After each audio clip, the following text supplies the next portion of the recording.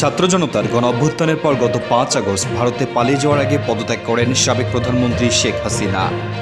দীর্ঘ 6 সপ্তাহ পরে সামনে এলো শেখ হাসিনার পদত্যাগপত্র। কিন্তু ফেসবুকে ভাইরাল হওয়া এই পদত্যাগপত্রটি ভুয়া বলে জানিয়েছে দেশের অন্যতম ফ্যাক্ট চেকিং প্রতিষ্ঠান রিউমার স্ক্যানার। সোমবার রিউমার স্ক্যানার একটি বেসরকারি টেলিভিশনের এক ফটোগ্রাফ শেয়ার করে জানায় ভাইরাল হওয়া শেখ হাসিনার পদত্যাগপত্রটি ভুয়া।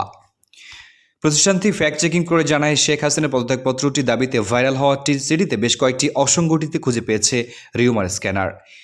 চিঠিতে ইংরেজি 5 আগস্টকে বাংলা 20 শ্রাবণ উল্লেখ করা হলেও সেদিন ছিল বাংলা 21 শ্রাবণ। প্রতিষ্ঠানটি আরও জানায় সাধারণত প্রধানমন্ত্রীর কার্যালয়ের প্যাডে তারিখের ঘরে বাংলা তারিখ উপরে থাকলেও এখানে ইংরেজি তারিখ উপরে রয়েছে। এছাড়াও চিঠিতে বিভিন্ন বাক্য ব্যবহৃত জ্যোতিচিহ্ন মোবাইলে টাইপ করা যা এর গঠন থেকে স্পষ্ট।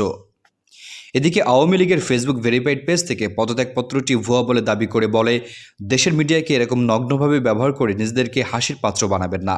শেখ হাসিনা পদত্যাগ করার যে আনুষ্ঠানিকতা সেই সময় নেননি। তিনি সোজা তেজগাঁও থেকে বিমানে করে ভারতে গেছেন। এরপর বাদ দিয়ে বরং দেশের সমস্যা সমাধান করুন। প্রসঙ্গত গত 5 আগস্ট দুপুরে সামরিক বাহিনীর একটি হেলিকপ্টারে চড়ে বোন রেহানাকে নিয়ে ভারতে চলে যান শেখ হাসিনা। আর সেখানে বর্তমানে তিনি অবস্থান করছেন।